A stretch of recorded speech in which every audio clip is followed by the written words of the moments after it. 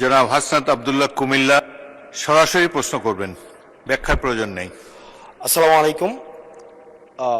যেহেতু শিক্ষা নিয়ে কথা হচ্ছে, আমাদের বর্তমানে মাননীয় স্পিকার, আমরা যদি বর্তমান শিক্ষা ব্যবস্থা দেখি, আমাদের এন্ট্রান্স ইনস্টিটিউশনগুলোতে বিশেষ করে প্রাথমিক শিক্ষায় আমরা দেখছি যে ভর্তি প্রক্রিয়াতে আমাদের এখন দুইটা পদ্ধতি প্রচলিত ছিল। এডমিশন বাই মেরিট আগে প্রচলিত ছিল, এখন সেটা কনভার্ট হয়েছে এডমিশন বাই লটারির মাধ্যমে হচ্ছে এখানে বাচ্চাদেরকে ভর্তি করা হয়।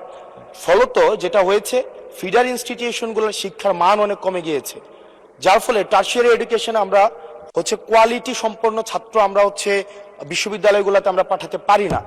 এখন মাননীয় মন্ত্রী মহোদয়ের কাছে আমার প্রশ্ন থাকবে, এই যে প্রাইমারি স্কুলে বাচ্চাদেরকে ভর্তি করানোর ক্ষেত্রে আমরা কি ভর্তি প্রক্রিয়াটা আমরা পরিবর্তন করব কিনা, নাকি এই যে এডমিশন বাই লটারির মাধ্যমে আমরা নিব এবং মেরিটকে আমরা হচ্ছে সবসময় হচ্ছে দমায় রাখবো, নাম্বার ওয়ান।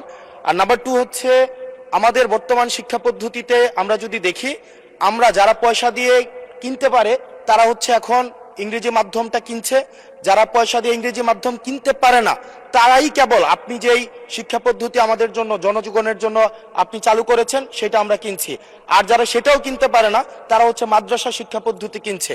আপনার কাছে প্রশ্ন যে আমাদের বর্তমানে একটা দেশে এই তিনটা শিক্ষা পদ্ধতি যেটা অর্থনৈতিক অবস্থার উপরে নির্ভর করে চলে, এই তিনটা শিক্ষা পদ্ধতি জিয়ে রেখে আপনার কি মনে হয় যে আপনি একটা ইনক্লুসিভ শিক্ষা পদ্ধতি নিয়ে আমাদের দেশটাকে আগায় নিতে পারবেন? ধন্যবাদ।